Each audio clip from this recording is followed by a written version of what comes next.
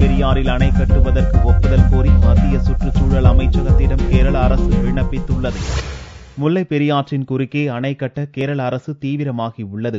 மத்திய சுற்றுச்சூழல் அமைச்சகத்திற்கு அணை தொடர்பாக விண்ணப்பம் அளித்துள்ளது. முல்லை பெரியாறு அணை பலவீனம் அடைந்து விட்டதாகவும் அதை இடித்துவிட்டு புதிய அணை கட்ட வேண்டும் என்றும் கேரள மாநில அரசு கடும் முயற்சி எடுத்தது. குடிநீர் மட்டுமின்றி நீர்மின் உற்பத்திக்கு இங்கு அணை கட்டப்படுவது அவசியம் என்று கேரள அரசு கருதுகிறது. பெரியாறின் குறுக்கே அணை கட்டப்பட்டால் தமிழகத்தில் பெரியாறு நீர்ப்பாசனம் பெறும் தேனி, திண்டுக்கல், மதுரை, சிவகங்கை, ராமநாதபுரம் ஆகிய 5 மாவட்டங்கள் கடுமையாக பாதிக்கப்படும் என்று தமிழக அரசு கடும் எதிர்ப்பு தெரிவித்தது. இது தொடர்பான வழக்கில் முல்லை பெரியாறு அணை ஸ்திரத்தன்மையுடன் இருப்பதாகவும் அணையின் நீர்மட்டத்தை 142 அடியாக உயர்த்தலாம் என்றும் உச்சநீதிமன்றம் தீர்ப்பளித்தது.